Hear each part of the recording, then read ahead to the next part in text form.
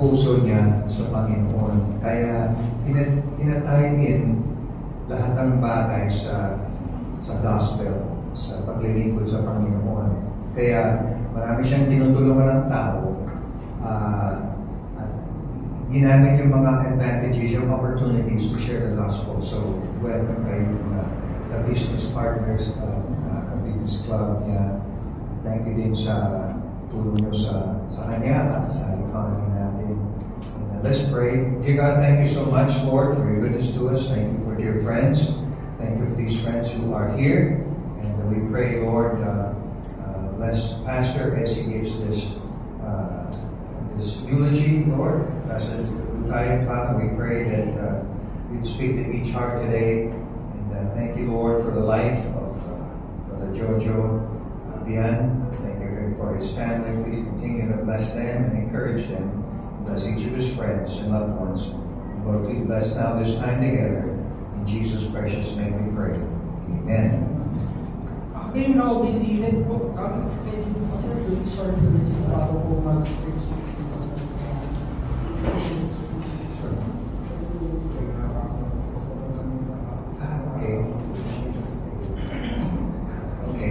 They asked me to give a short eulogy. To be honest, they have been with us for over 18 years. His family has been with us, and the children are all young. And 37 years old nung nakilala kami. Nalibot-libot kami sa neighborhood nila, sa solar homes, at nagbibigay ng tracks sa tao. At tama-tama, nakita ni Jojo may track. And then, tama-tama, he was looking for a church. They've been in our church for, as I said, over 18 years. Si Carlo Bunso, 3 years old pa lang. Ngayon, 22 na ata. 22? 21. Amen. Hindi ko na nagdagdagan.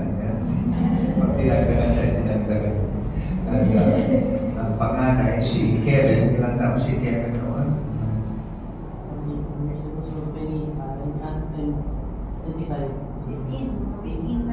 15 na ng panganay. And Kim and Coco and Kyle. A wonderful family.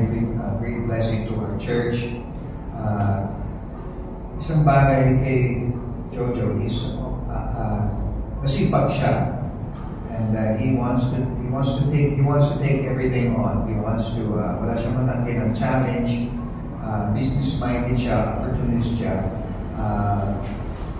Medyo aggressive siya. And I think ang kanyang asawa, si Lisa, ay parang stabilizer sa buhay ni Jojo. Brother Jojo, para pantay. So blessing sila mag-asawa, a great team. And you can see the way their children turned out. They did a great job raising their children. And sa kasipagan nila, pinag-aralan nila, ang mga anak nila, may doctor, may engineer. Si Carlo is preparing to be apple the upper. Hindi naman. Good kids, lahat. And bilang mga business club members, and I'm excited about business. I love it. My undergraduate degree was Bachelor in Business Administration. So, and my favorite part of the business program was especially the small business or the family business small business. And that's what natuwa ko dyan. Yung pagiging entrepreneur. And si Brother Jojo, sinubukan lahat eh. Kainan, restaurant, and car rental. Car wash. Yeah, I remember that. Car wash. Yeah. Painting. Lahat talaga. Hindi naman naging corporate yung mga business niya, pero he fed his family, and he put his kids through school, and besides all that, I used to wonder kung if ever may kailangan, always available siya. Isip ko, ano po, napaka-busy tao na yan. Ang dami niyang, he has so many irons in the fire. No? So much going on all the time. But always available siya if you need something. Kung may puntahan kami, kunyari punta sa airport, nag-volunteer siya, hatid kami sa airport. I really appreciate that. Always there. And at sa lahat ng ginagawa niya, hindi nakalimutan ng Panginoon. Marami siyang tinutulungan bilang member ng Lions. Pero yung mga binibigay ng Lions, dinadala sa tao talaga, ilan nagawa ang mga project. I think ilan ng CR. Actually, last month parang 8 na mas or magti-10. Magti-10 na CR. Yung mga place na mahalagang bagay talaga yun. Kung wala kang CR, ma-appreciate mo talaga. So, yung project, di ba, doon sa lugar ni Pastor, I always confuse, Tagayo, Tukuyanan, pasensya Pastor. Doon sa lugar ni Pastor Tukuyanan, special memories na nakapunta rin ako dyan, sama ko kay Brother Jojo. And looking forward, sana kung babalik kami dyan. Modify yung car ko, 4-wheel drive. Tinataas ko siya, para ready na siya pupunta doon sa bukid. Hindi kami natuloy. And I'll be honest, sometimes I don't want to accept na wala siya. Parang hindi pa ready. Marami pang gagawin. Ayaw kong tanggapin. But I have no choice. And mas lalo ng pamilya niya. Always my project. Naalala ko minsan na nagagawa siya ng nag-organize ng medical mission sa church. Pinapunta ng eye doctor. And may nagbibigay ng salamin sa tao. Naalala ko noon na bumili ko ng pang-reading glass, oak, tambak ng reading glass. So, binigay ko yung iba sa kanya, ginawa niyang ministry. Sinama ang mga tao, siniran silang gospel. So, he always, magaling siya talaga makita ang opportunity. And all of the positive things, pinagsamantala ang mga opportunity for God's glory. Used it for the Lord. And so wagas, sa buhay niya, may mga bagay na hindi mukhang opportunity. Mukhang hindi magandang bagay sa atin, hindi maganda talaga. Nagka-cancer siya. But I was the one, nung nakamag ko, I cried like I lost my son. And kasi mahal ko siya. And but when I talked with him on the phone, parang sila mag-asawa, very upbeat. Hindi mo alam may sakit. Pero kung pag nalaman yung sakit, alam mo talaga, it's not good. And but while he was at the hospital, padala ni Miss Lisa ng pictures, si Jojo nasa wheelchair pa, sinishare na ang tao sa hospital. Sinishare yung nurse, yung staff doon sa hospital. Hindi nila kalimutan. At kung saan-saan niya pupunta, hindi nila kalimutan ng Panginoon. So, he is so busy. His hands are in all kinds of projects. And, but yet, he's always aware of God. And he brought his family to church. 5 kids and his wife. And kung anong blessing sa business, siniran din yung sa church. And diyan ako natuwa talaga sa kanya. Aware siya sa mga opportunities in life. Very positive. And behind every negative thing, there's an opportunity. That's yung ugali niya. So doon ako natuwa talaga sa kanya. At isa pa natuwa ako sa kanya. He was a very humble man. He was successful in business, pero ginagalang niya ako bilang pastor. And to be honest, I really look up to him. Galang ako talaga sa kanya. Si Jojo, man of action. Ako medyo mabagal na tao. Kung tanongin mo siya, aminin niya mabagal si pastor. At alam ko talaga sa akin minsan na medyo frustrated siya kasi porsige siya. Ako naman mabagal mag-take time of decision. Ganon, siya ay enthusiastic, porsige. Nagpasalamat din ako sa pagtyaga sa akin bilang pastor niya. At no matter what, ginagalang niya ako bilang pastor. And I really appreciate yung friendship, yung relationship namin ni Brother Jojo. So, ano siya, opportunist, dedicated sa Panginoon, at ang huli, I think sabihin ko, cute. Natuwa ako sa kanya na parang kahit hindi gusto niyang kalagayan ng bagay, hindi niya gusto yung bagay, makita mo umiitik pa siya. Naalala mo, I hope you don't mind sharing, kausap ko silang dalawa, kami tatlo nag-uusap, at yung asawa niya, medyo naiinis sa kanya. And nakaganon si Jojo. Pero, parang tumingin siya sa akin, parang sinasabi ng mata niya, anong sasabihin ko? Ganon, bumiti pa rin siya. And kahit nasa mahirap na kalagayan, no? And so natuwa ako talaga sa kanya, sa ugali niya. And kahit may gusto siyang gagawin, gusto lang sabi ko, ay wag muna. Okay po, Pastor. Ganon siya, very capable, hardworking, respectful, calm, and gentle, very gentle. I think if you ask his kids, he's a very gentle person from what I observed in his life. And so, blessing, and nagmana sa kanya ang mga anak, cute. Ang totoo talaga, yung mga apo nila, cute na cute din. They have the cutest grandkids, maybe except for mine. Pero, and we're still waiting for Coco and Grisel. Amen. Medyo ay, only 1 year pa lang pala kayo mag-asawa. May time pa naman. Amen. Their anniversary, February 4, 1 year. I had the privilege to marry their oldest 3 kids so far. Si Kevin, si Kim, and Coco. Si Kyle, nasa klase siya ngayon. As far as I know, wala bang prospect. Pero pray natin. Si Carlo,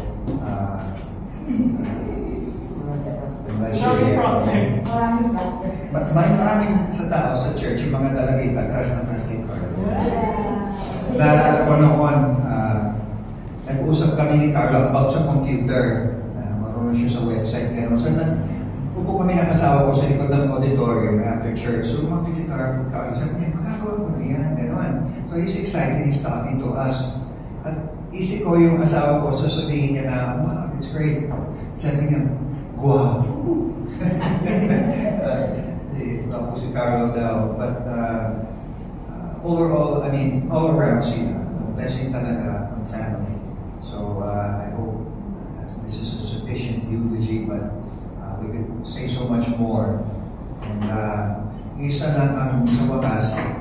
Pag sabi ng pastor sa wakas, huwag mo masyadong aasahan. Mukha namin patapos. Pero sa wakas, kayo po isang sign sa buhay niya.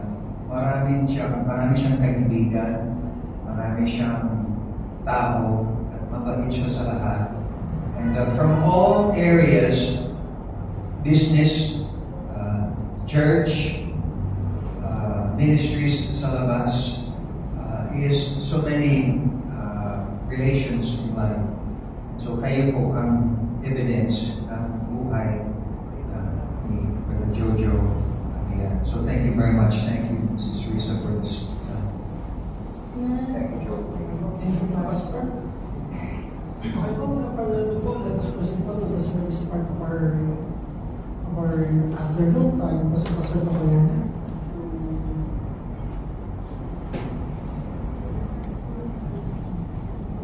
Thank you, Brad. Good afternoon po sa inyong lahat. Po sa studio. At nagpapastor po sa Iba Sambales. Ako ay lalaw po sa barangay Bangat Kanino po. At nandun pang malapit yun sa Alonga Beach. Yung resort ko doon. Okay, so isa pong karangalan na nagalaman po na mapagbahagi po ng salita ng Diyos at sa mga kaibigan, sa mga kasama po ni Brother Jojo, ay kami po yung papasalamat sa inyo kasi nakasama namin po makakano po sila sa ating pong medical mission. Salamat po dahil marami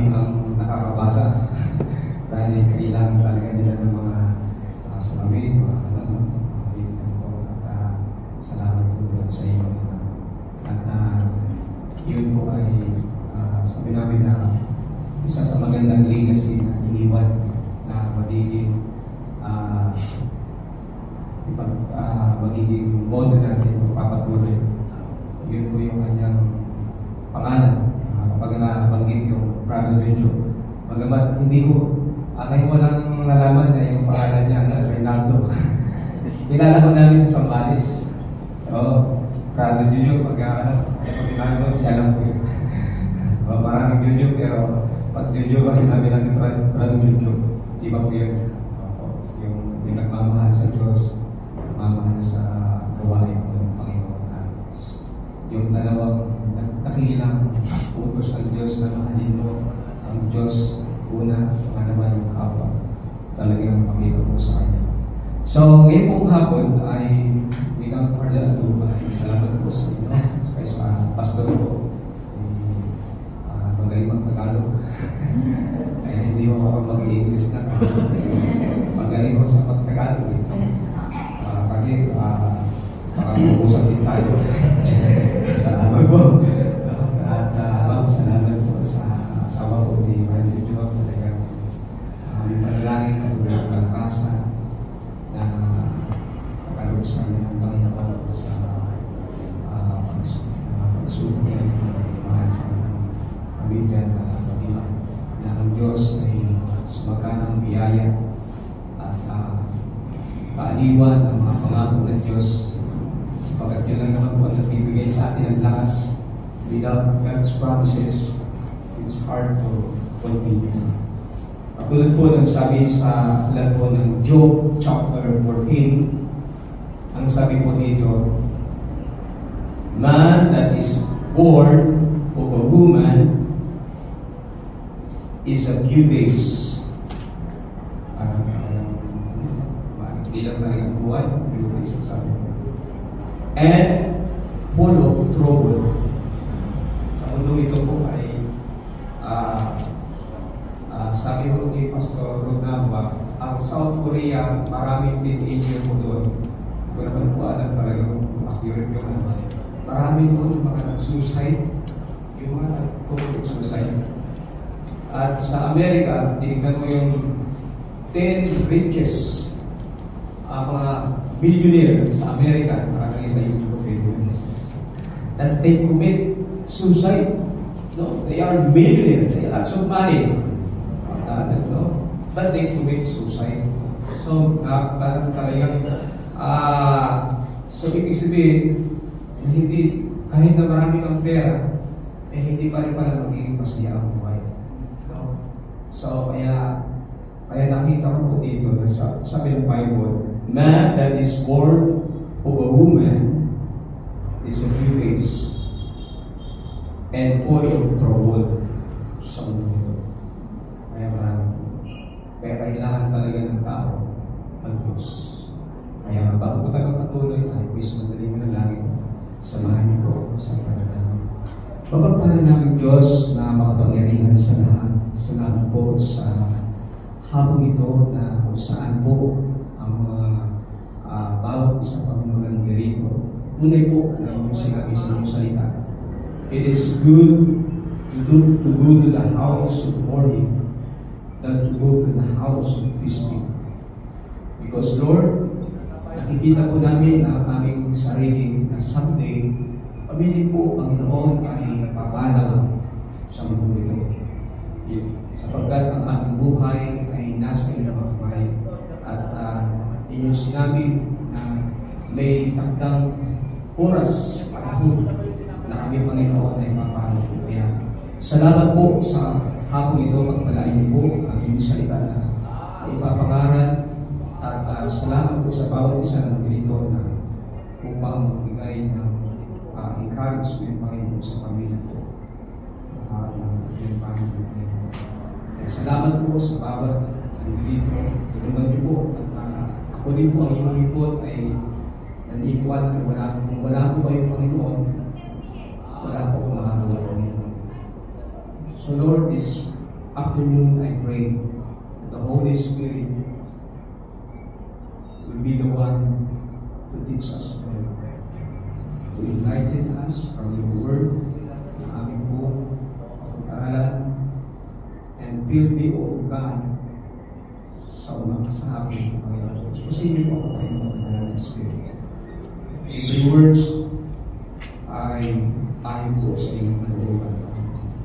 So we ask all these things in the name of our Lord Jesus Christ. Amen. Thank you po. Salamat po.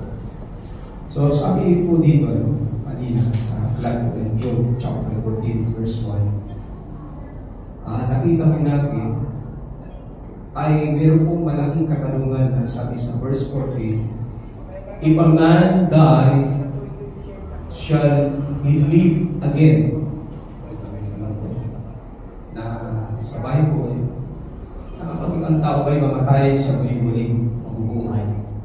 Ito po, katawan nakikita po natin na katawan lupa po ni Brother Benjo po, ay ang tanong natin, mabubuhay po kayo ito? So, kasi marami pong tumatakbo sa kaisipan ng tao, kapag namatay na, tapos na. No? Tapos na po. Pero ang Bible po ay hindi po yun ang sinasabi ng Bible. Kaya po, makita po natin na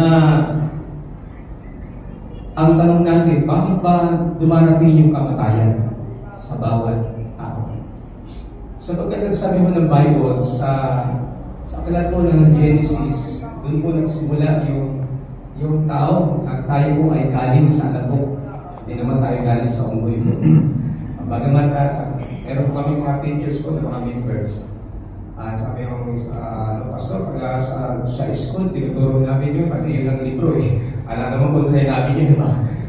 Pero sabi namin sa estudyante na sa Bible, tayo ay galing sa alabok at tayo ay ginawa ng Diyos. We are created by God. So, hindi po galing sa unggoy. Kaya kayo po, hindi kayo naniniwala siguro na galing po kayo sa unggoy. Naniniwala po kayo galing kayo sa unggoy. Hindi naman tayo makanggoy.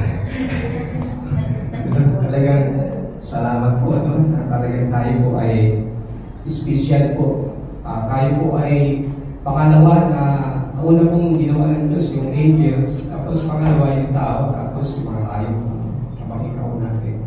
Kaya tayo po ay mas mataas sa hayop. So, kumbaga sa unggoy, hindi mo tayo kapantay ng unggoy, no? Kaya praise the Lord, mayroon pong Bible, no? Kasi kung wala pong Bible, hindi mo natin maralaman yun. Amen? So, kaya po, makita po natin na so, alam natin na yung unang tao, walang iba po si Adan sa Eva. Kanina ko kagabi na nagtituro po ni Pastor Edmond. Yun po yung sabi ng Bible, si Adan at si Eva po, sila ay nagtuloy sa garden na napakaganda. Walang problema, walang trouble pa. Kasi itong sinulat ni Job na talagang mula na pumasok ang kasalanan, napakarami ng problema ng tao. No? Ngayon pa ata, may problema. No? So, lahat po ay nagsimula dahil po sa kasalanan. Kaya nung si Adan at si Eva po ay sumuway sa Diyos, diyan na po ang pumasok. Kaya sabi ng Bible dahil doon, nilinaw ng Diyos na ang kalagayan na po natin ay tayo po ay mga kasalanan. Yan po ang makikita naman natin sa Romans chapter 5 verse 12. Babasahin ko lang po. Tignan po natin yung the problem, no? Yung problema kung bakit po namamatay. Kasi kung wala akong kasalanan, wala siguro hindi tayo mamatay po. Enjoy natin yung blessing, no? Kaya sabi ng Bible sa Romans chapter 5, ito po ang sabi sa Biblia.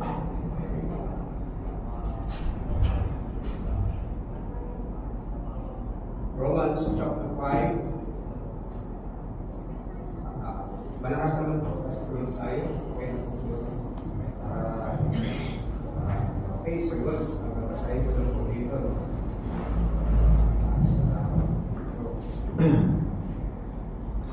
Romans chapter 5 verse 12. Ganito po ang sabi ng Biblia. Wherefore, as by one man sin entered into the world, and death by sin, and so death passed upon all men. For that all have sinned. So, sabi ko ng Bible, dahil sa isang tao, sila pumasok ang kasalanan sa sanglibutan. At dahil doon, sabi niya, lahat ng tao ay makasalanan. So, kaya malinaw po ang sabi ng Bible, no? Pumasok, ibig sabihin, kaya tayo po ay lahat ay makasalanan. Yan po yung problema kung bakit namamatay ang tao. Kaya sabi po sa Romans 3:23, sabi natin doon, in Romans chapter 3, in verse 23, ganito rin po ang sabi niya, for all have sinned and come short of the glory of God. Sa Tagalog po, sapagkat lahat ay nagkasala at hindi makaabot sa kawalantian ng Diyos. Hindi siya makaabot dahil sa kasalanan na hiwalay na po ang tao. And then sabi niya sa Romans chapter 3 verse 10, sabi niya, there is none righteous. It is written, there is none righteous, no not one. Wala na akong naging matuwid mula na nagkasalang tao. Kaya kahit ang pangalan niya, Mr. Perfecto, hindi pa rin mag-ibig. Bakit po? Kasi pumasok na yung kasalanan eh. So ang kalalagayan mo ng tao, mayroon sa akin, si Pastor Kimbrey mo natin, apelido niya po, banal. Pero aminado siya, hindi po siya banal, hindi po siya banal. Apelido lang po yun. No? Maging apelido ay perfect. Sapagkat dahil po sa kasalanan, ang kasalanan ay pumasok na hiwalay na po ang tao. Kaya sabi niya, because of sin, man's separated from God. Wala na po siya pinahiwalay. Kaya kung wala po sila, hindi tayo malayo sa Diyos. Kaya po sabi ng Bible, there is none seeketh after God. Walang naghanap, sabi po sa Romans chapter 3 din po. Walang naghanap po sa Diyos. There is none understanding, there is none seeketh after God. So walang naghanap sa Diyos. Parang yung hinahanap ng tao, mga kaya sabi ng Bible, it is good to go to the house of mourning, yung mga ganito. Kasi anong hinahanap ng tao, mga Christian, yung mga kasiyahan, sila ho ay nandoon ngayon sa mga sa Boracay, sa mga mall, napakaraming tao, yung mga masaya. Hinihirap po yung nandito sa kalungkutan, mga bakit po? Kasi ayaw ng tao yung mas malungkot. Kasi pag nasa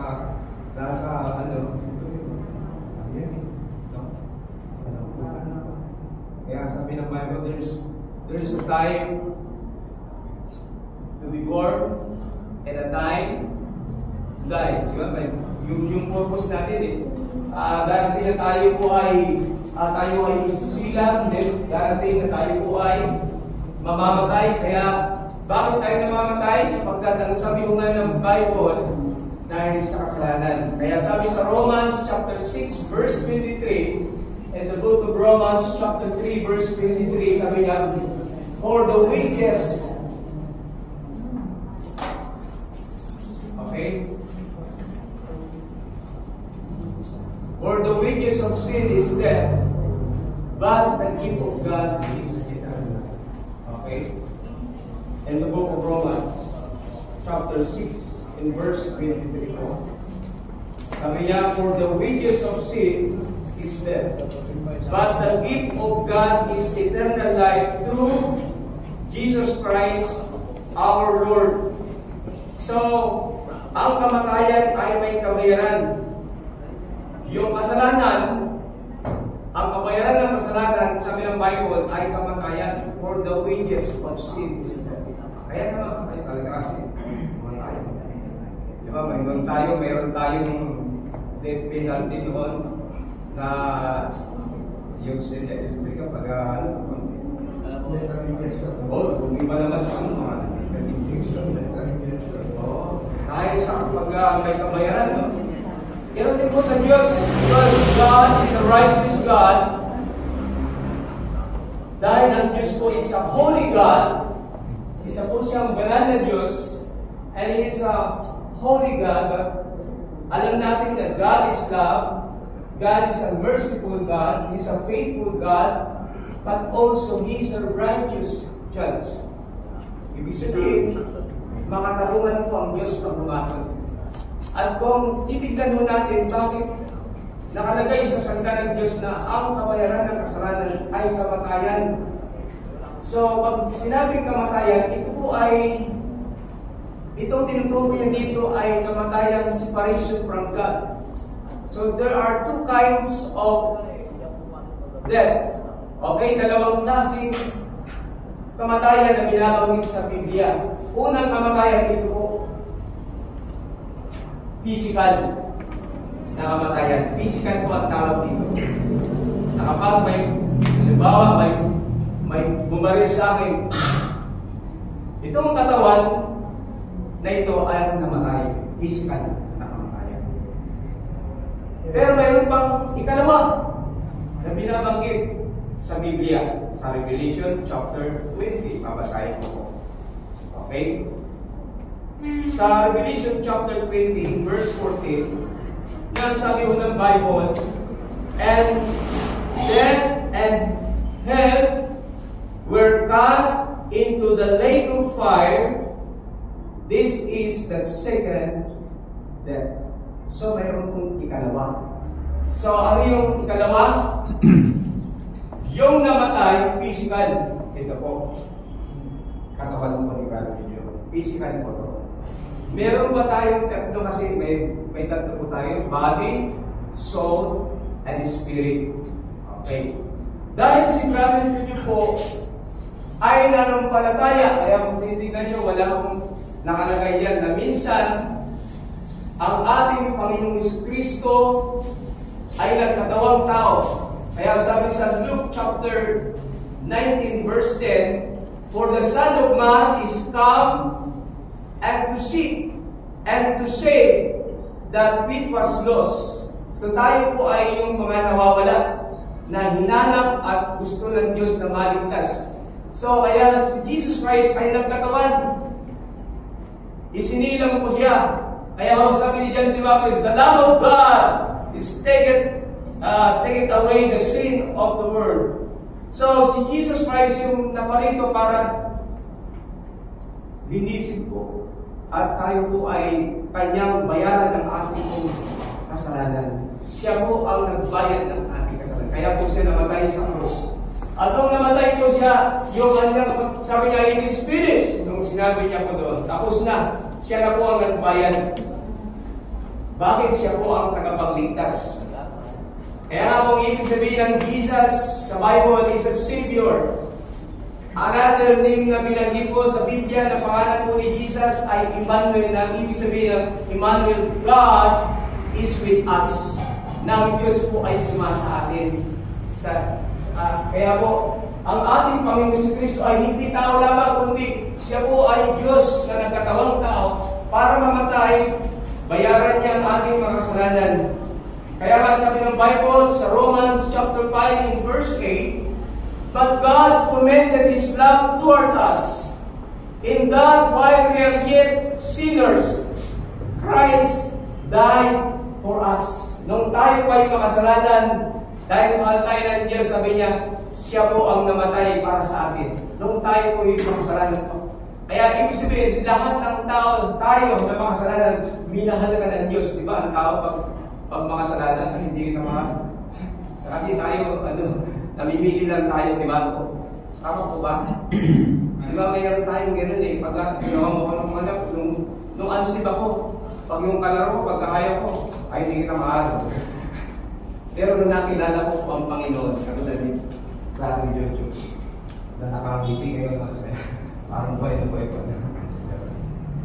Nung nakakilala ko ako sa Panginoon, napalitan yung aking pananaw. Dahil mahal ng Diyos ang lahat ng tao, yun ang tinuro ng Diyos, mahalin ko. At yun po ang nakita ko sa buhay ko ni Brother Jojo.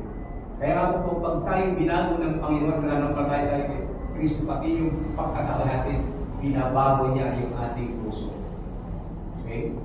Kaya po, makita ko natin na itong physical, dadalhin ito sa Sunday afternoon, dadalhin po doon sa nagbibigan ng kanyang katawan. At doon po, doon pa nagparandalian sa lagap ng kanyang lupang katawan. Okay? Dahil sabi ng Bible, sa ano tayo galing, babalik tayo sa kaya itong katawang lupa natin, pagkain ng uod, no? Oo, kaya tayo, parang inalagaan natin ito, di ba? Pinamakan natin, sabi nga, kagabi, ay isa sa mga problema ngayon na nagbibigay ng sakit, tinangin sa Pastor Edmond, sabi niya, 3, pero nilagdagan niya pa ng isa, may bulos. Sabi niya, una, 3 Kim, sabi niya, yung isa, mahalat. Kaya maraming may UTI. Sa siyempre pag mahalat, mga pinanong, so drinks, no? Yung nasisira, yung ating higni. Oo. Yung mga, sa amin, mayroong lagi ako nagpapakupit sa kanya. Alam mo, ang inumin niya pag nag-break time siya, Cobra. So, kainom niya, yun ang kanyang soft drinks niya. Ngayon, patay na po. Ito ba?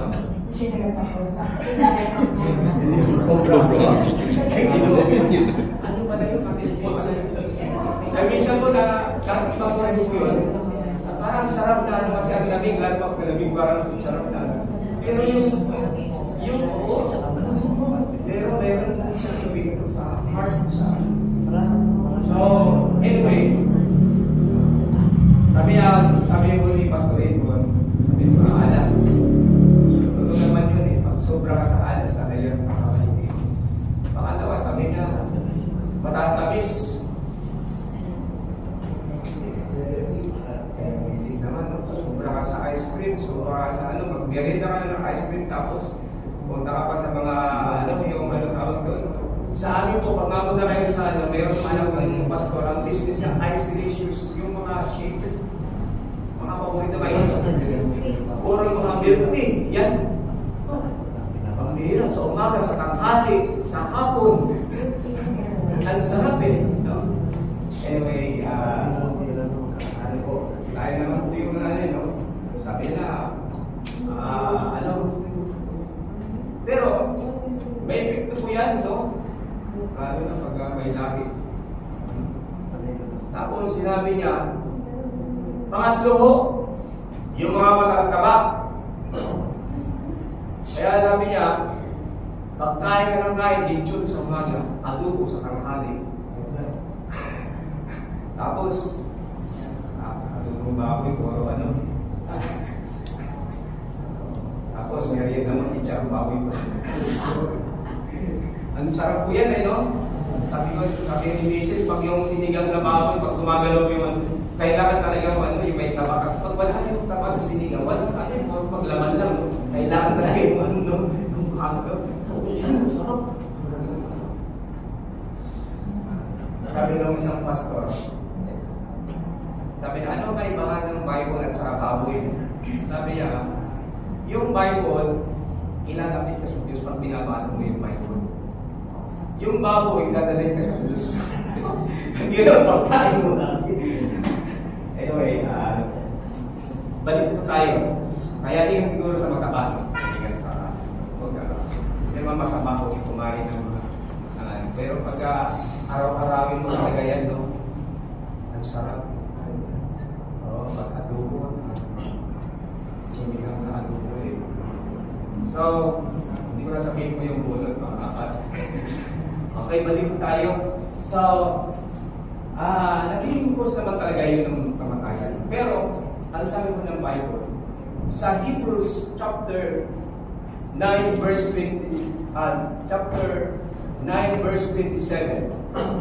Sa aklat ko ng Hebrews chapter 9 verse 27, ito po ang sabi ng Bible. Sa Hebrews chapter 9 verse 27, and it is appointed unto men once to die, but after this, judgment. At itinakda minsan sa isang tao na mamatay at pagkatapos nito ay paghukom. Ibig sabihin, may judgment. At ang linaw ng sabi ng Biblia na itinakda. Kumbaga may time tayo, may appointed time tayo. Na kapag, kaya ba yung namamatay na, wala naman siya sakit, pero natulog lang.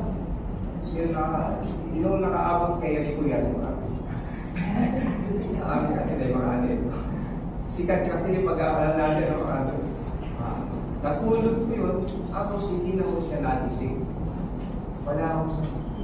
Meron kami doon, kapitbahay namin, lumalaban ko siya ng mga bodybuilder. Pag naglalakad ngayon, parang nakakindi kasi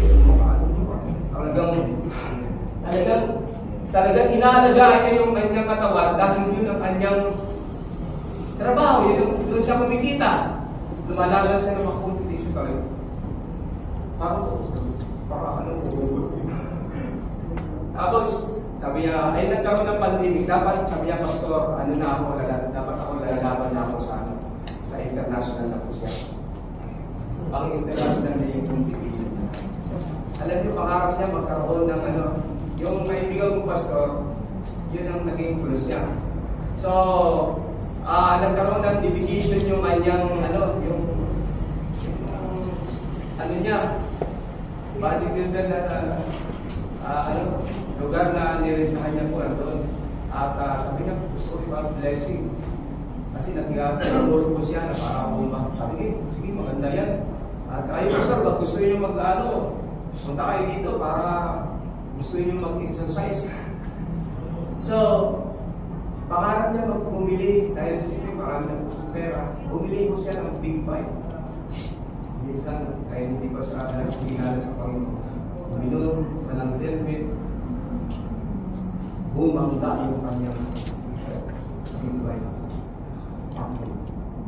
Kaya nung dumaan ako dun sa bahay, kasi nakikita lang kami, tapos nakapuro na siya. Wala akong sakit yun.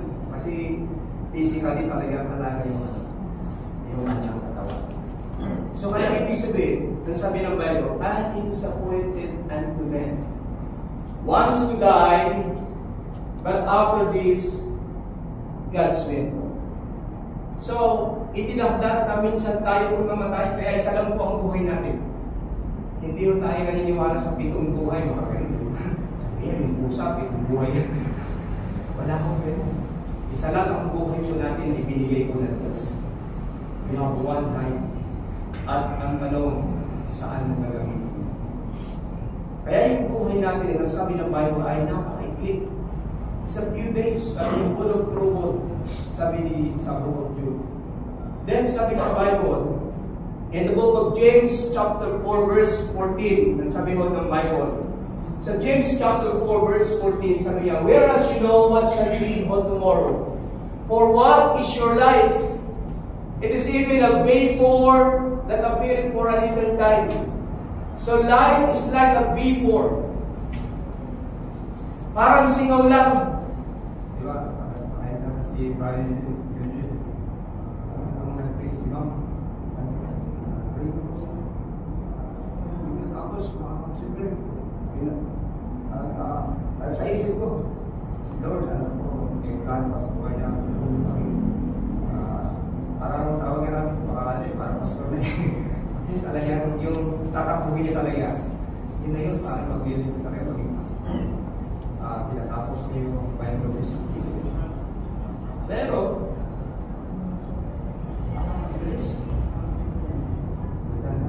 sabi ni Jesus, wala na siya.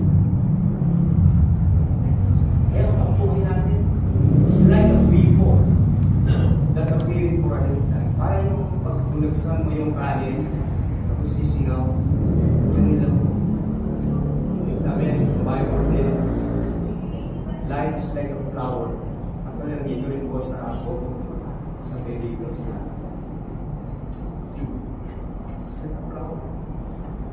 Kaya gawin. Diba yung ulang-ulang? Pagkakita mo yan, minsan, paglandan ng ulang-ulang, tapos gawas makalawa yan. Ito mga yung iba naralandanan. Kalulu po ang buhay.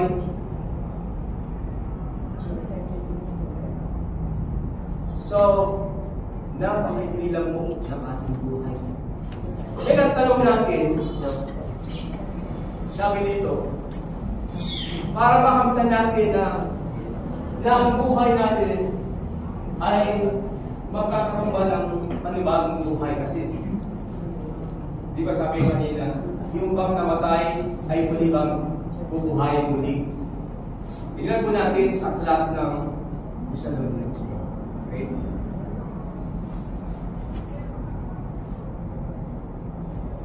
So nakita po natin na ang problema kung bakit namamatay ay kasalanan po. Yan po ang sabi sa Bible. For the wages of sin is death. But the gift of God is eternal life through our Lord Jesus Christ. So there are two kinds of death. So dalawang klaseng kamatayan, physical at saka yung spiritual. Okay? Mamaya papaniwanan pa natin yung ano ba yung spiritual separation? Yung pang spiritual separation, sabi ng Bible, yung kung pag hindi ka na nampatayan sa Panginoon, ay ikaw ay mahiwalay kasi may judgment, di ba? Itinakda na minsan sa isang tao mamatay at pagkatapos nito ay paghuhukom. So ibig sabihin, pag namatay ako, hindi ako, halimbawa, ako ay hindi na nampatayan. Katulad ako dun sa California, God! Pagdating kayo, God, sabi, zero. Wala. No mention. Di ba may mga tao, may nakausap ako sa kanya, Pastor, I don't believe God. You are atheist. Yes! I'm atheist. I do not believe God. Pero kung kami kaibigan ng pastor, siya po ay nasa Singapore. Singapore po, pag napasyal po kayo doon, talagang napakakulan. Meron po siya, nag-share ng gospel, pinapasok siya, ang ganda ng bahay.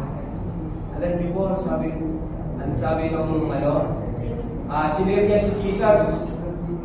Sinir niya po si Jesus na bilang Panginoon at tagapagligtas. Ano niya sabi ng tao? Sabi niya, look at my property. Look at my house. Do you think I need Jesus? Alam mo yung pastor, naluha po siya kasi akala niya yung mga bagay na yun na po yung maging sapat na magbigay ng kaliyahan na nabubuhay lang ng tao sa kapag. At nagpaalam na po siya sa akin. Hindi naman natin pinipilitin yung tao sa nagpaalam po siya. Namalungkot po siya dahil pinupilitin. So, ibig sabihin, na ang tao kapag hindi na nampatayan, dahil sabi niya, pagkatapos na mamatayan, ay judgment na po. Bakit, Pastor? Akala ko di ba sabi niya, may kaisipan tayo na kapag namatay ang tao, pagharap na sa Diyos, doon siya kakulan. Hindi po. Alam niyo ba ang sabi ng Bible na ang nabubuhay ka dito kapag wala ka pang pananampalataya sa Diyos, you are already judged by God. Saan ba mabasa yun?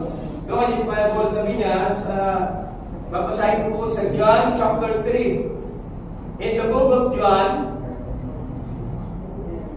okay, John chapter 3, verse 18,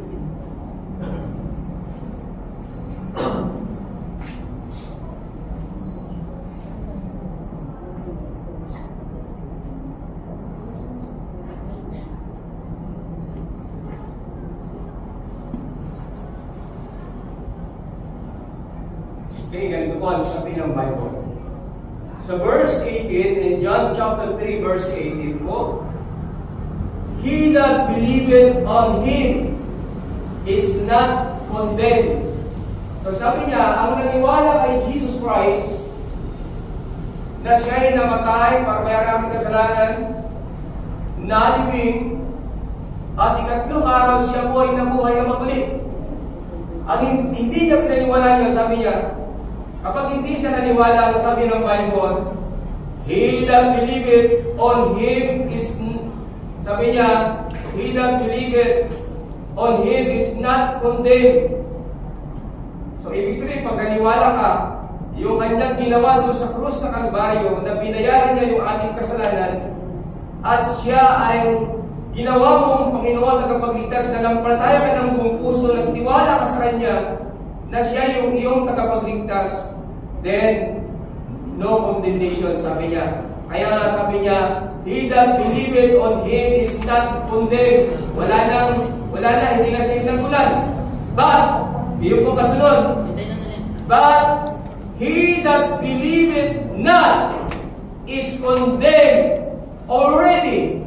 So, ibig sabihin, ang hindi na nagpalataya sa Kanya ay hinatulan na.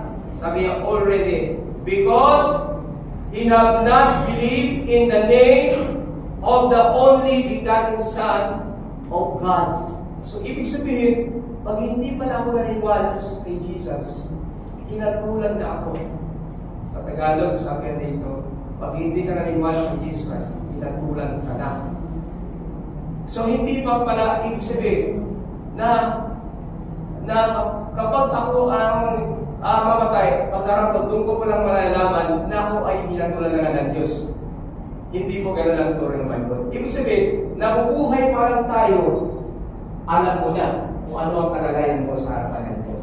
Kaya pag hindi ka na nanampalataya sa Diyos, dalawa lang, sabi niya, pag hindi ka na nanampalataya, ikaw ay hinatulan na. Pero kung naniniwala ka, you believe Him with all your heart that He is your Savior, personally He is your Savior, then, sabi ng Bible, there is no condemnation. Wala nang kahatulan sa iyo. Di ba? Sarap nun, no? Kasi sabi ng Bible, hindi naman ako nagsabi ko, Bible. Kaya nga sabi niya, pag nananampalataya ka sa kay Kristo, sa oras na ito, alam mo na hindi ka na hinatulan ng Diyos. Na kapag harap mo na sa Diyos, anong sasabihin na ng Diyos? Welcome ako. Kasi bakit? Alam mo dito pa lang sa lupa, pili na po natin masigurado. Kaya ang tanong ng tao sabi niya, pili ba kung ako po ay dati pa akong talagang dahil tayo po ay nag-istan po natin yung tinatawag na reliyon, dinala sa atin yung reliyon. No? Ako po ay nag-aral sa Catholic school. Minimemorize ko po yung 15 mysteries. Yung abagin mo Maria, pumura ng garasyo, Panginoon Diyos sa sumasayo, bukod kang pinagpala sa babaluhan, pinagpala na namang iwanan ng Jesus. Di ba nalangin mo kami makasalanan kung kami mamamatay? Memorize ko po yun. Yung po yung dinala ng Kastila na naimulan sa atin.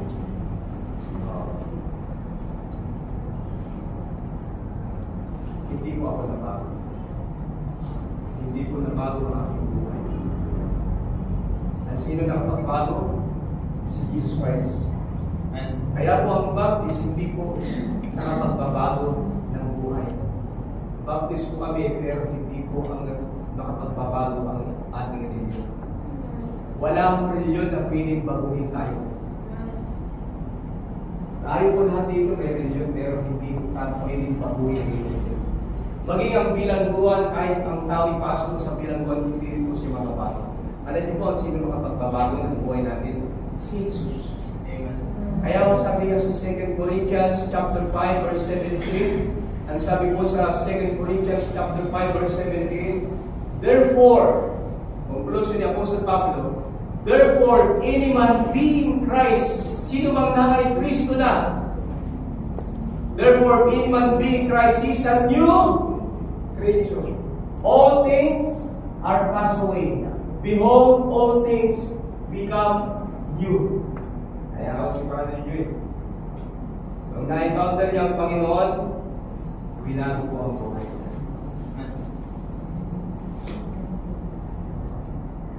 Sapagkat mahirap pong baguhin ng ating sarili. Kaya si Jesus ang nagbabago ng ating buhay.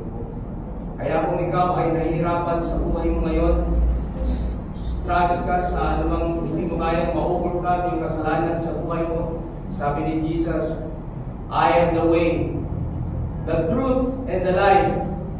No one cometh to the Father but by me, in John chapter 14, verse 6. Siya po yung katotohanan, siya yung daan papunta sa langit, sabi ng Bible. Ibig sabihin, siya yung katotohanan. I am the truth, sabi niya. Kaya sabi ng Bible, and the truth shall make you free. Yung katotohanan po magpapalaya sa atin. Kapag gusto mong maging malaya ngayon, si Jesus ang kailangan mo. Kaya sabi ni Jesus, I am the way, the truth, and the life. No one cometh to the Father but by me. Sabi ni Jesus. So hindi po rin yun ang daan papunta sa Lord. Hindi rin po yung mabuti siguro, kasi gumagawa naman ako ng mabuti. Hindi po. Ang kabutihan po natin kung tayo po ay nag-aakalas na yun ang magdadala sa ating papunta sa langit.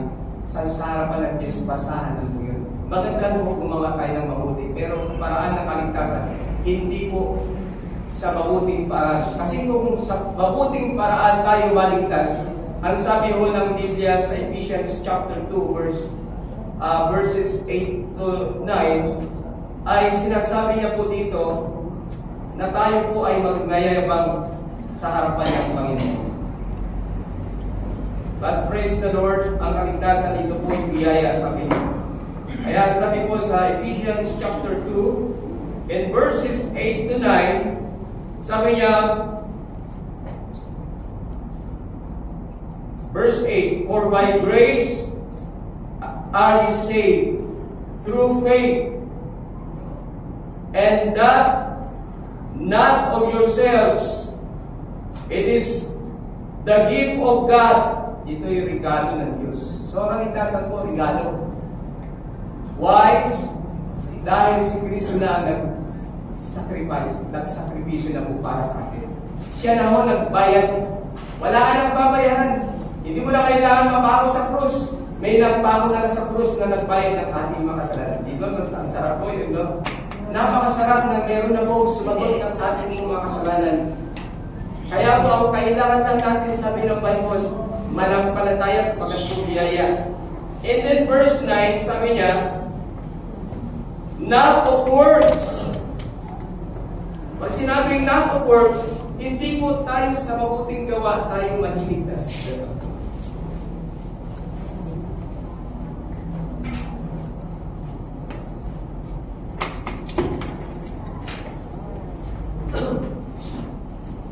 Not of works, lest any man should boast. Upang ang tao sa ng Biblia ay hindi ito magyayabang sa Diyos. Can you imagine pag tayo sa langit, pag sinabi natin tayo pala ay gumawa ng mabuti para sa ating kaligtasan? Sasabihin natin sa Panginoon, magpunta natin sa, halimbawa lang po pag ako ay pupunta dahil iniisip ko mabuti akong tao at ako'y gumawa ng mabuti para ako'y mapunta sa langit. Pagdating ko po doon sa langit, pagdarap ko sa Diyos, kay Jesus Christ, sabihin ko na rin, Lord! Nandito ako sa langit! Kapag ako ay namigay ng maraming doon sa mga mahirap, sa mga tinulungan ko, mga walang trabaho, lahat, Panginoon, ay ginawa ko yun. Minahal ko ang aking mga kapwa at dahil doon, karapat dapat ako dito sa langit. Ang sabi ko doon, mayaman ko siya. Kaya sabi ng Bible, not of words, lest any man should boast, upang walang maglalaki po sa Diyos. Bakit? Kaya po, ang kaligtasan, sabi ng Bible, ito po ay biyaya ng Diyos. Grace is unmerited favor of God. We do not deserve heaven. Hindi po natin deserve.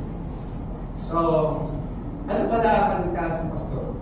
So, sabi ko kanina, ang kaligtasan ito po ay hindi. Ito po ay relasyon sa Diyos.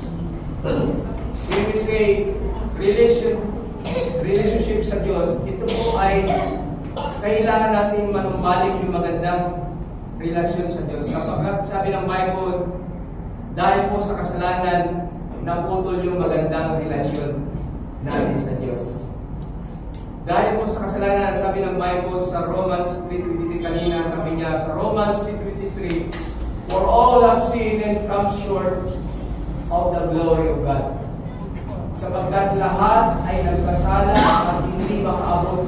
Hindi tayo makaabot sa Diyos. Kaya kahit na anong gawin natin na mabuti, bitin pa rin yun. Sinisigap natin na abutin ang Diyos sa paraan natin. Sa mga mabuting bagay, maaaring sa salapi, sa mga filosofiya o anuman, sabi ng Bible, yun po ay hindi makaabot. Ano ang makakaabot sa Diyos? Aminin natin na tayo po ay makasalanan. Kailangan lang natin aminin at tanggapin na tayo po ay makasalanan. Sapagkat wala na po. Sabi ko sa isang matanda na buhay na po, meron po kami ng kapitbahay, 97 years old. Sa buong buhay niya po, wala pong siyang namit na taong perfecto na buhay sa mundo. Kaya tamang bahay po niya sapagkat lahat ay nagkasala at hindi makaabot sa mga. Ikaw at ako sa harapan ng Diyos ay makasalanan. At nangangailangan dahil tayo makasalanan, nangangailangan tayo ng tagapagligtas. At ang tagapagligtas po ay hindi yun, kundi ang ating Panginoon sa Diyos. Kaya tinawag siya ng Jesus ng ibig sabihin sa Savior. At tinawag siya Emmanuel ng ibig sabihin po ay God is with us. And Diyos is Master. So this afternoon, i-recognize ba natin na tayo po ay makasalanan sa harapan ng Diyos. Pakitaas niyo po ang inyong balong. So, naniniwala ko na ako yung makasalanan. Salamat sa inyo pag-acknowledge na kinikilala natin ang ating kalalagayan sa harapan ng Diyos. Pangalawa po na kaya natin dapat pong kilalanin dahil tayo makasalanan at hindi natin kaya kita sa ating sarili. Meron po tagapagligtas, hindi tayo hindi religion o kundi ang ating Panginoon Jesus ang nagsabi, I am the way, the truth, and the life. No one coming to the Father. Siya po yung namatay na nagbayad ng ating mga kasalanan. At nabuhay din matapos malibing sa ikatlong araw ng buhay na magulit. At kung ikaw ay naniniwala diyan na si Kristo ang tagapagligtas, hindi ba natin itaas ng Kristo? Naniniwala ko si Jesus Christ ang tagapagligtas. Nananampalataya ko yan si Kristo. Salamat sa inyo mga kapatid. So, malinaw po ang Biblia na may judgment po, no? Kaya kailangan lang natin ay matapos natin kilala na tayong kasalanan at panampatayanan na si Kristo yung nakapagligtas, ay kailangan po natin ipahayag sa ating mga bibig at tayo po ay handang magsisi sa atin o tinatawag na willing repentance. Okay? Are you willing? Kasi sabi ng Bible, kung ating kung ipapahayag sa ating bibig ang ating Panginoon Jesus bilang ating Panginoon na tagapagligtas at nanampalataya tayo ng buong puso. Gusto ko pong ulitin yung example. Alam niyo po, yung ibig sabihin ng pananampalataya, ito po yung nanggagaling sa Biblia. Yun yung tinatawag na biblical or genuine faith. Yung narinig mo ngayon, kaya sabi sa Romans chapter 10 verse 17, so then faith coming by hearing, and hearing by the Word of God. So the more you hear the Word of God, na-enlighten ka, nagkakaroon ka ng kaalaman sa iyong kaisipan na tama nga, na ako pala yung makasalanan, na ako'y pag namatay at hindi ako nanampalataya, mayroong tinatawag na ikalawang kamatayan at yun ay ang aking kaluluwa ay pupunta sa impyerno. Subalit, meron pa namang ikalawang kamatayan na yun naman yung pong ito pong physical. Ito yung unang kamatayan, physical. Yung binabanggit kanina, balikan lang natin, i-review lang natin para maintindihan. Yung ikalawa ay yung tinatawag na separation from God. Yun po yung kaluluwa na kapag hindi po tayo nagpataya kay Jesus, yung ating kaluluwa ay tatapon sa lawak ng apoy. Kaya nakasaad sa Romans, ay sa Revelation chapter 20, verse 15, nang sabi po doon sa Romans chapter 20 verse 15, and whosoever was not found written in the book of life were cast into the lake of fire. Itatapon po sa lawa ng apoy. At doon po sa impyerno, sabi ng Bible, there is no hope. Wala na pong pag-asa. There is no hope. Sabi dahil po, habang tayo po'y nabubuhay, may pag-asa pa. Ang pag-asa natin, para hindi tayo mapunta doon, kung wala pa tayong matiyakan, kasi hindi ko pa sure yan, 100%, you need to believe the Lord Jesus Christ now. Today is a time of salvation. Not tomorrow. Kung napakinggan mo na si Kristo ang kailangan natin tagapagligtas, huwag mong walang bahala, huwag mong patigasin na yung puso. At kung nangungusap ang Diyos sa iyo, na ipagkatiwala mo na ang yung puso mo sa Panginoon, ngayon mo na pagpasya. Ano ang kailangan mong gawin? Sabi sa Romans chapter 10 verse 9, confess, ipahayag mo sa iyong bibig ng buong puso, ng buong tiwala sa Panginoon na siya ay namatay at nabuhay na maguli. And when you do that, sabi ng Bible, thou shall be saved. Ikaw ay maliligtas. Hindi sinabing baka, kundi sabi niya, thou shall be saved. Wow.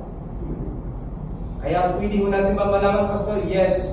Kaya sabi sa 1 John chapter 5 verse 13, these things have I written unto you. Ito yung Bible mo. These things have I written unto you that ye may know that ye have eternal life. So, pwede pa lang malaman sa pamagitan ng Biblia. So, ibig sabihin, pwede nyo ngayon malaman na mayroon na ako kayong katiyakan and there is no condemnation to those who believe in Christ. If you believe Him with all your heart that He is your Savior, then you have eternal life. And kaya sabi niya, ikaw ay maliligtas. Hindi niya maliligtas kundi ngayon pa lang, sa oras na ito, the moment na magdesisyon po tayo, na sabihin natin siya ang ating tagapagligtas. Ang pangako sa iyo ng Diyos, ikaw ay maliligtas. Thank you, God bless you. Amen. Thank you, Pastor Dog. Okay po.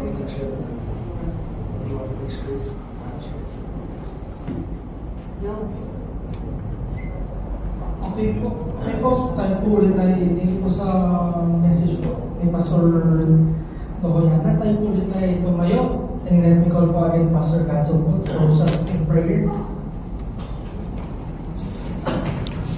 Amen. Thank you so much, Pastor Dohoyana, and thank you for being here. And let's close in prayer. Dear God, thank you so very much for this time. Thank you for your friends. Thank you, Lord, for the message from your word. Thank you, Lord, for the tender and responsive hearts. And Lord, please continue to bless this time. Bless Brother Jojo's family and his loved ones and friends. Thank you for your goodness, Lord. Thank you for heaven. And thank you for salvation through Jesus Christ. In His precious name we pray. Amen. Thank you so much. Po, may mga iikot po ulit ng mga pagkain po.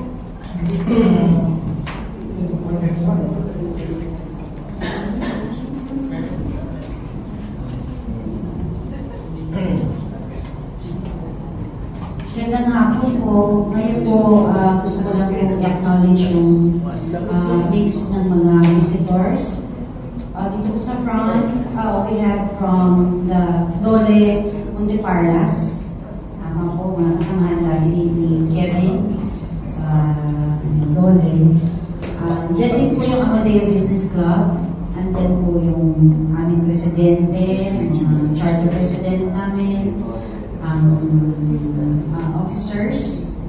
Andito rin po yung aming sa few of our high school batchmates. Ayan, dito po yan. Dito yung mga kamag-anak. Ano po, medyo private pa po itong grupo na ito kasi konti. Pagkagabi yan, marami na. Mamaya gabi, meron po ulit na funeral service. Kasama naman po dun yung mga partner po namin sa Pinatubo Pastoral Ministries. So, andun po yung mga pastor from, and hopefully makarating yung mga taga-Sambales, mga Aita pastors na partner po namin. So, tonight, this afternoon, it's just fitting to salute yung husband ko. And, kumbaga sabi ko nga kay Pres Glenn, huling saludo mo yan sa kaibigan mo. Bukod sa kaibigan mo siya, bukod sa member siya ng Amadeo Business Club. Kumbaga, ito yung huling paalam, goodbye mo. And to give honor to your friends. So, tawagin ko yung president ng aming Amadeo Business Club, si President Alec. Thank you, Maurice. Good afternoon po. Let's just pause for a while and bow our heads. Let's pray for Brother Jojo. Almighty Father, we come before you today with hearts both heavy and grateful. Heavy because we mourn the loss of our dear brother, mentor, and friend, Jojo Abin. Yet grateful for the time you have given us with him. Lord, we ask for your presence to comfort us, to remind us of your promise of eternal life, and to help us celebrate the life of a man who has left a lasting impact on our hearts. May your peace and which surpasses all understanding guard our hearts and minds in Christ. Amen. Magandang hapon po. Ako si Ben Alegre. Ako ay member po ng Amadeo Business Club. Si Bro Jojo po ay isa po sa ating mga founder because ang business po niya ay nasa loob ng Amadeo. And totoo yun, Pastor. Totoo po yun na si Bro Jojo aggressive po sa business. Kasi po, sa tingin ko, sa lahat po kasi ng member namin, siya po yung nagbabasa ng scripture sa amin. Amen. Siya lang po yung nag-iisa. Amen, bro. Amen. And I think yung kanyang yung legacy niya, yung mission niya to evangelize our members, the businessmen, and yung mga professional po sa amin. Amen. Pero since na i-pass already, siguro po maybe one of our members, actually we're doing it already. We're bringing Christ to the marketplace. Amen. In Timothy chapter 4 verse 7 to 8, I have fought the good fight. I have finished the race. I have kept the faith. Now there is in store for me to crown the righteousness, which the Lord and the righteous judge will award to me on that day, and not only to me, but also to all who long for his appearing. Today we gather to honor and celebrate the life of Brother Jojo Abia, a man of wisdom, humility, and unwavering faith in the Lord. He was not just a mentor to me, but also an older brother. In the many conversations we shared,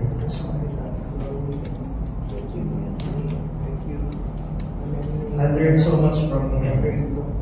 Not just about business, but about the values of humility, simplicity, and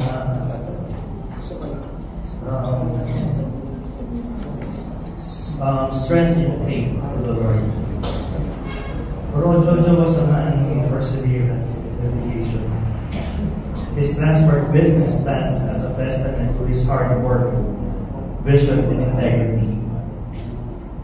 He was a loving and responsible father, always striving to provide the best for his children, not just materially, but in values and wisdom.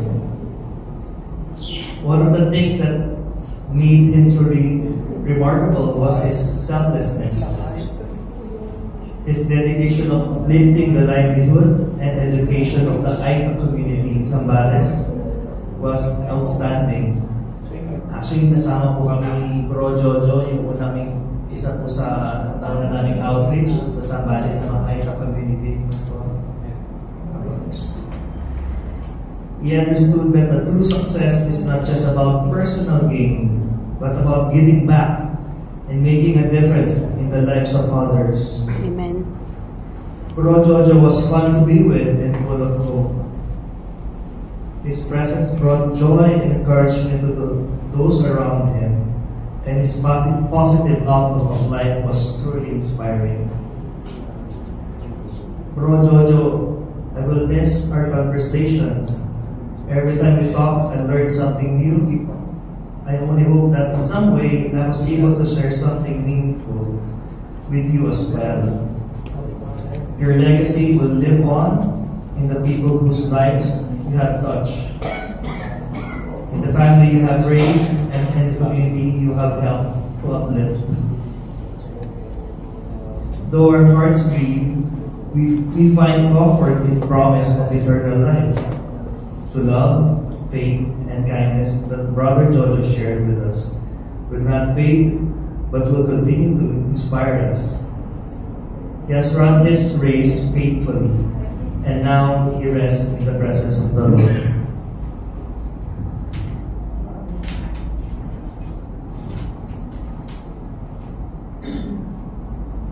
May the Lord bless you and keep you. May His face shine upon you and be gracious to you. May He turn His face toward you and give you peace. Amen. Rest in peace, Brother Jojo. You will always be remembered and deeply missed.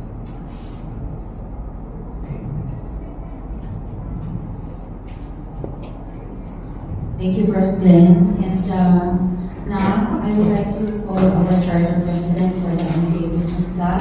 He's also our colleague, Charter member also of Lions Club, right?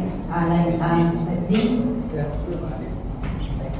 Ito ang mga negosyante ng Amadeo. Hello, good afternoon po sa inyo lahat. Kami nga po pala yung kasama ni Brother Jojo, ni Lion Jojo sa Lions Club at saka sa Amadeo Business Club. Si Brother Jojo, siya po yung lagi namin katuwang nila Vice Papi sa Niladlen. Every time na hindi po siya sumusubo sa mga discussion, full of wisdom talaga si Lion Jojo sa lahat ng mga activities, kahit na may mga gawain na siya kung saan talagang pupunta siya. Namiss ko rin si Lion Jojo na pupunta sa akin, maglalakad-lakad kami doon sa Express Road, pagkasama kami magkakwentuhan na mahabang kung ano na pinag-usapan namin. Lagi niya ako sinasabihin, lahat ng mga bagay dito ay hindi, iiwanan natin lahat doon. Wala tayong madadala. Sabi niya sa akin. Yan ang lagi niya inuulit-ulit sa akin. Kaya, sabi ko naman sa kanya, oo naman, dahil kasi talagang na gano'n naman talaga ang buhay ako eh. Pero, si Brother Jojo talaga sa full of wisdom talaga na every time na meron kaming pag-uusap, talaga nag-uusap sa prayer. And nagtatapos din kami sa prayer. Diyan talaga siya sa sa group namin. Ang kagustuhan ko sa kanya, masyado siyang nag-iisip ng lahat ng bagay kung ano yung ikabubuti ng bawat organization. Ang sipag nito masipag na tao.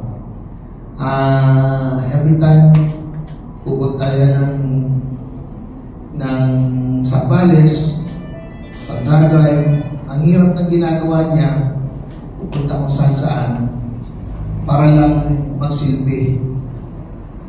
Minsan last time na nagpunta kami doon sa may farm, sa may silang, na magkakasama tayo na nag-community service kami sa mga bata.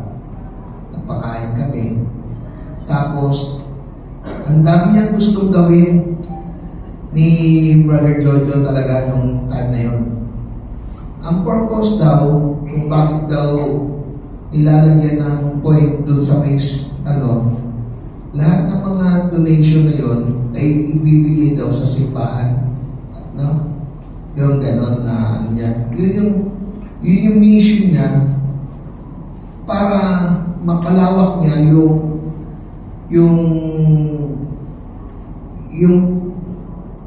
organization ng yung sa simbahan, maayos, mapaganda.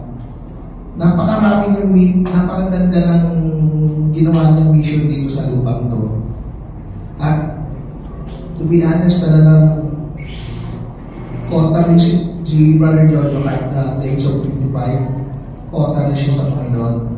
Ang dami niya niyang ginawa na magaganda lahat. Actually, nakapanghinayang talaga dahil kasi kami, lagi namin siya kasama, especially treasurers.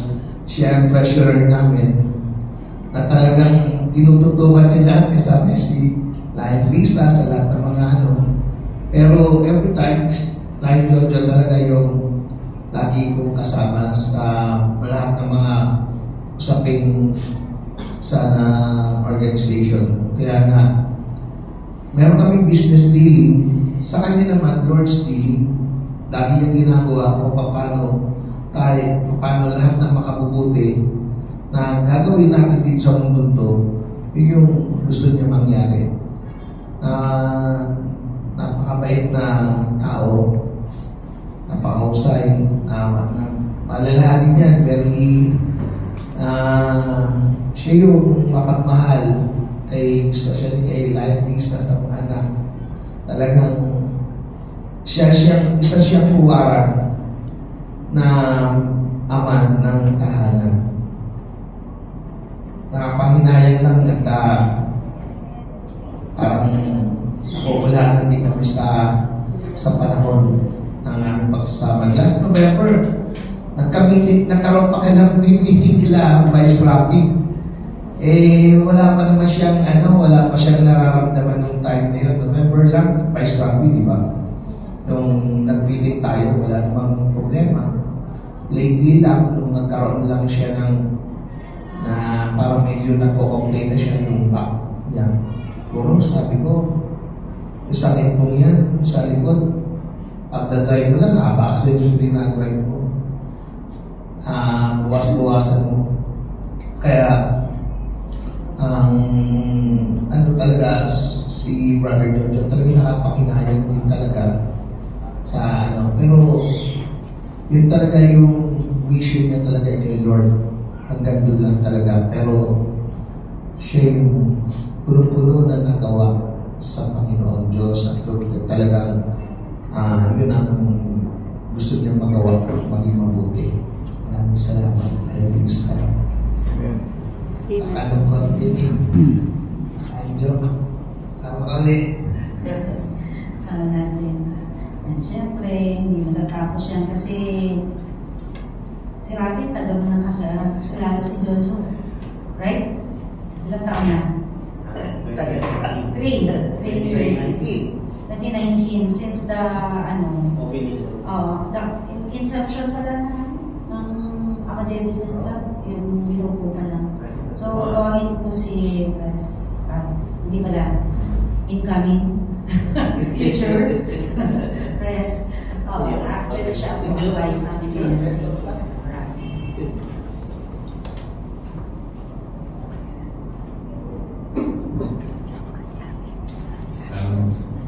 Good afternoon po. Si Rafi po, Rafi Hernandez. Kasama po ko yung sa Amadeo Business Club. Ako po ang current Vice President. Siguro, marami na akong nasabi about the good things and yung mga legacy na naiwan ni Treasurer Jojo. Siguro, probably, I'm sure marami po sa atin dito na mas nakakilala ko kay Brother Jojo, mas close. Siguro, isi-share ko lang po yung paano ko nakilala si Brother Jojo bilang katrabaho dun sa club at bilang kaibigan na rin. So, nakilala ko si Brother Jojo since 2019. Kami ho, ilan ba tayo test sa club? Mga 6 lang kami, 6 o 8. But yung club na ho na yun, ang maganda ho doon, meron ho kaming vested interest doon. Yung vested interest namin doon, hindi ho parang selfish interest. Ang aming vested interest is to really bring Christ to the market. Bringing Christ in the middle of the world. So, madalas nga ho pinag-usapan namin na tayo kasi syempre pagka bilang negosyante, medyo nakakasilaw nga ako ng pera. So, lahat umaman, etc. Pero at least, very few lang sa aming club na nakakaintindi yung concept na tayo pala lahat ay instrumento lang. At lahat ng ating ari-arian dito is actually hindi sa atin dahil hindi natin dadala sa ating pamatayan. So, sa akin lang po, nung si Brother Jojo pa is treasurer since then ba? Ano ba kung imagine nyo, si Treasurer Jojo, kasi supposedly every year or every 2 years nagpapalit po ng posisyon ng president at officers. Alam niyo ba si Brother Jojo, siya na po yung treasurer since 2018. Alam niyo ba bakit? Alam niyo kung bakit? Tingnan niyo lang po si Brother Jojo sa picture. Hindi. I'll be honest, when I entered this room kanina, when I saw Brother Jojo, siguro kung nakikita niya tayo ngayon, masaya na po siya. Naniniwala mo kayo doon. May aura kay Brother Jojo, hindi ko rin ma-explain. Tama ko ba? Pagka nakita si Brother, kahit hindi mo kilala, I'm sure kilala niyo po lahat si Brother Jojo. Pero pagka nakita niyo si Brother Jojo, parang there's something unique dun sa aura niya. Hindi ko rin ma-explain. And that's precisely the reason why bakit hanggang down to his last days with the club, siya pa rin ang aming tinatrust being treasurer. In fact, yun ang pinakamahirap mo trabaho. Alam niyo po doon, pagiging treasurer. Kasi kayo ang may hawak numbers ng pera. Kami mga miyembro, panatag po kami. Hindi na kailangan explain. Panatag po kami ng Brother Jojo bilang treasurer. Which explains that, hindi na kailangan buhatin yung kanyang sariling bangko na honest po ako. Nakikita mo sa kanyang galaw, nakikita sa kanyang actions, nakikita sa kanyang words. Okay? So, knowing Brother Jojo as such, tingin ko, ang pinaka naiwan niya na alaala sa ating legacy is that lahat po tayo, nandito po tayo with a purpose. Okay? And that purpose is to sabi na kanina ni Pastor, ang purpose na yun is to really serve God. Diba? And serving God, okay? Kasi minsan po yung ang mga natutunan ko no, sa mga pakikinig sa mga homilies, no? Sabi nila, pag serving God is not just about prayer. No? Kasi yung iba, ang concept, pagka gusto mong manampalataya sa Diyos, dasal ka lang. No? Pero, ang dasal mo dapat should be coupled with faith. And ano po yung pangalawa? Action. And si Brother Jojo is a true testament of faith in action. Okay? Sa lahat mo na ginagawa niya, sa trabaho namin, pagbibilang ng paggagawa ng mga financial statements, etc. No? So, I guess that's one of his major legacy, no? Sa ating na ipakita niya na paano ba maging isang servant ni Lord. So, and I'm sure he has touched our lives, no, in different ways. Ako, na-share ko lang naman ano yung experience ko with Jojo working for the club. And siguro, Brother Jojo, pagkasal mo kami, nauna ka na sa langit. Kami natitira dito sa mundo. And sabi nga nila yung mga santo, sila yung mga nasa, kasi lahat ng nasa heaven are actually called saints. If I may just share, lahat tayo are called to be saints. Okay? At ang pagiging santo, sabi na nila, hindi mo yan kailangan nagmumukuhay sa isang sulok, nasa bundok, no? Na parang mga monks, no? Ang isang santo is anywhere pwede mong gawin. No? Kaya nga sa PCBB, ang aming main is lahat ng ginagawa mo, paggising sa trabaho, pakikipag-usap sa kapwa mo, relationship with your family, with your workmates, etc. If you put everything the center, si God, then you are already serving God. Okay? Yung paggawa ng trabaho, katulad ni Brother Jojo, hindi naman kailangan mag-preach, sa totoo lang, no? Hindi na kailangan mag-preach na dapat sundan nyo ang Diyos by just merely doing his job very well is already serving God. And that actually impacts a lot of us in different ways. So with that, thank you for the memories, good memories. Thank you for the service, Brother Jojo. And I pray for the family of the Abian family. And maybe continue to pray, not just during this week. We continue to pray for our brother Jojo and those who have already departed. And I'm sure those who have departed with the Lord already right now will also pray for us. So with that, Brother Jojo, rest in peace, and we'll see you soon. Not too soon, not soon. Soon in terms of prayers and our aspirations. So yun naman po, thank you. Thank you.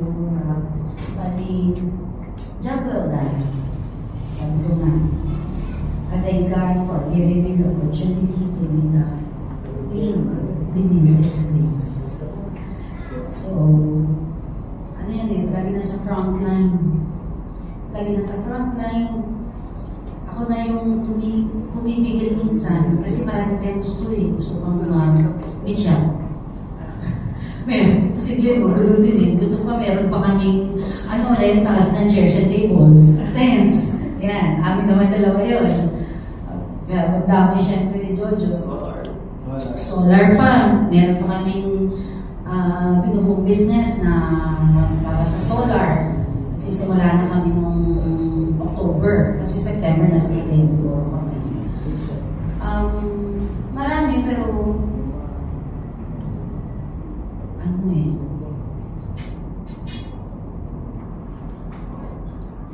itinakdahan naman yung panahon ng Panginoon para sa isa't isa, para sa atin. With that, Jojo, pass the baton to the Galiansco. You are now the treasurer of Amadeo Business Club. And for the short time, actually, marami siyang sinasabing maganda. Kumbaga, kung alam niya na kayo ang mahahawak ulit ngayon, kampante ang kalooban niya. Yun. So, may I ask for both of you, one of you, na magbigay ng pasasalamat para kay Church. Si Algil.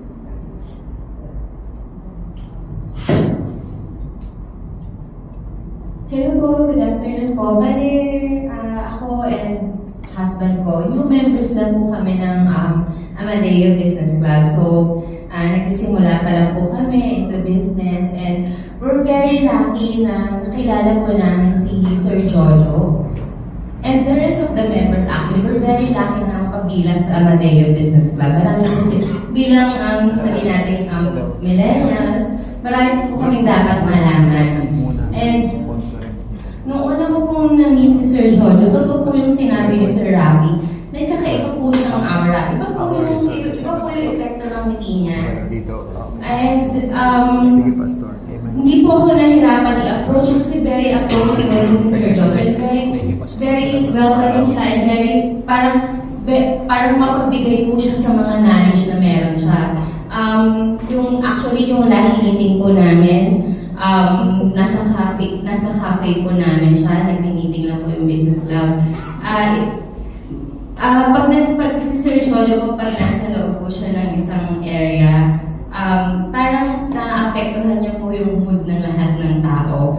Makikita niyo naman po sa smile niya. So, very thankful po kami, na-meet po namin kayo, and yun po, sa family po, salamat po at share niyo po si Sir Jojo sa amin. And yun po, thank you din po sa Amadeo Business Club. Amen.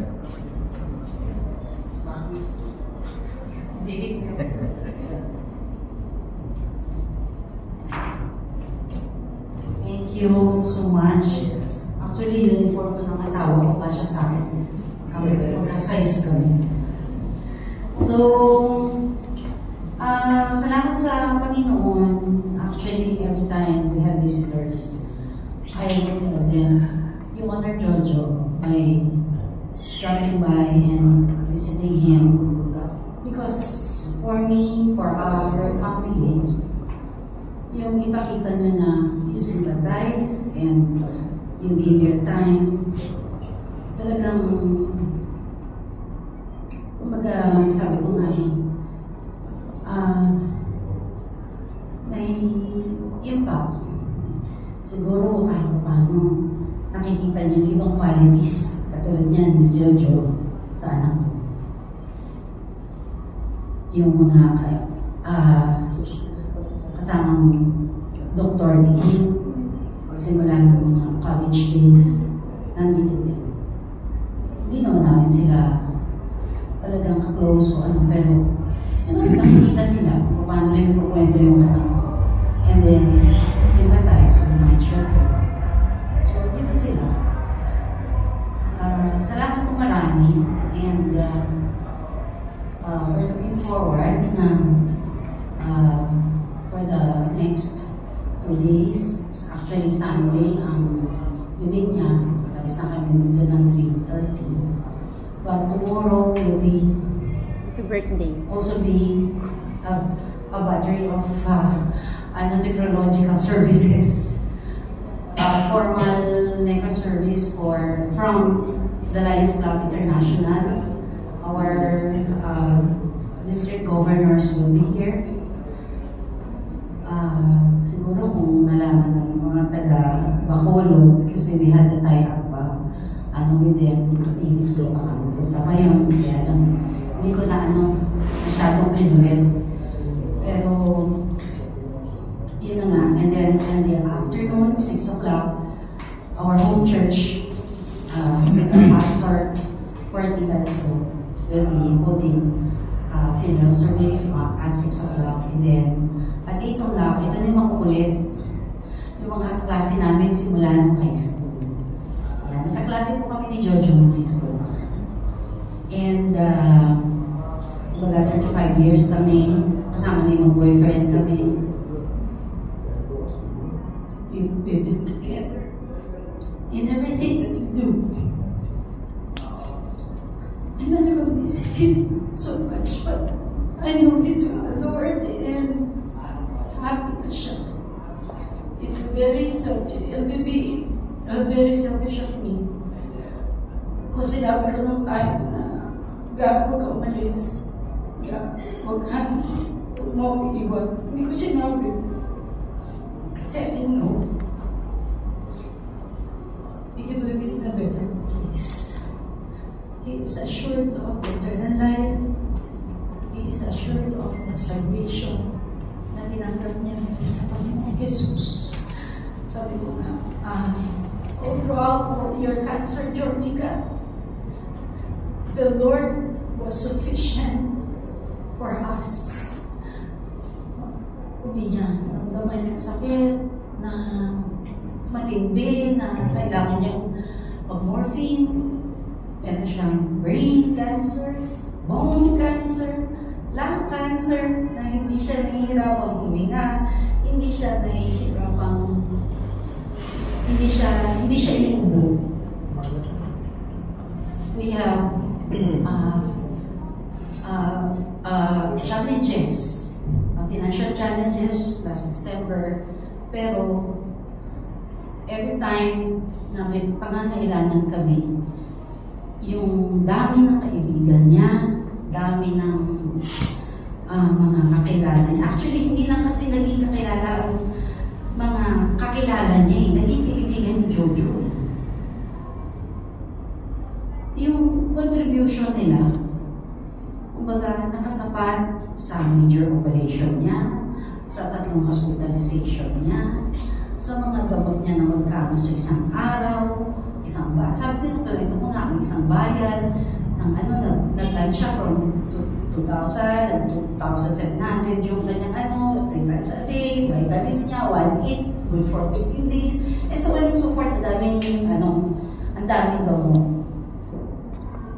During his radiotherapy, na rin, sabi ko, didipit na ka, pero the Lord provided. Pinsan naman niya nagpadala. Kumbaga, sufficient is His grace. Sufficient yung mga pangangailangan na hindi niya pinag-alala si Jojo na habang may sakit si Jojo. Nung nagbarko kami from Bacolod to Manila, kasi meron pa siyang tubo dito. Hindi pwede mag-aeroplano. Sabi nga niya, ready ako. I'm ready to go. Ready ako kasi nakita ko naman mga bata na maayos. Ang dalawa lang yung narinig ko sa bibig niya na medyo concerned siya. At 3, sana hindi ako maka-experience ng pain. Tapos sabi niya, yung blessed ministry natin, yung advocacy namin mag-asawa na basic literacy, bringing basic literacy to the indigenous people of Zambales, Tarlac, Pampanga, Bataan. Sabi ko, yun pa iniisip niya na magkakaroon ng fundraising, hindi yung sakit niya. Sabi ko, may mag-a-adapt dyan. Ng mga gloves. Kasi sa Lions Club for our district, we have 124 gloves from covering Bicol, the islands of Marinduque, hanggang Makati yan. Kaya sabi ko, may mag-a-adapt dyan. So, huwag kang mag-alala. And the last is, ako daw, kasi may iwan na voice na. So, sabi ko sa kanya, huwag kang mag-alala. Hindi ko gano'n. Kung ako na, ano gagawin mo? So, gano'n ang hinanap ko sa kanya. Sabi ko, kung halimbawa, ako mauna, o ikaw naman ang mauna, marami kong gagawin. That time ako, marami kang anak, hindi niyayakan ka ng maraming anak. Kaya, medyo kahit pa paano nakapano na siya. Pero, yun nga. Every day, we give thanks to the Lord na Nung medyo hindi na siya masyadong sasalita, sabi ko, nagpipray ka ba? Kasi hindi ka siya naririnig. Sabi niya, nagpipray siya. Sabi ko, oo, kasi pagka ganyan na medyo, kumbaga parang wala naman tayo ginagawa, wala tayo pinag-usapan. Minsan, ibabawi ka ng tulog, sabi niya, nagpipray ka, oo, nagpipray ka. So, I would think, si Jojo, discuss, mga tahimik na siya. Asa prayer mode na siya. Asa prayer mode na siya. Trusting everything to the Lord. At salamat sa buhay niya kasi natutuwa ako ng yung programa. Nakikita ko na dapat nagmamahal sa akin. Nagmamahal hindi dahil kakilala siya lang, kundi dahil he was able to imprint and leave some footprints sa buhay ng mga tao na nakasalubong natin. So, with that, I thank everyone na nandito sa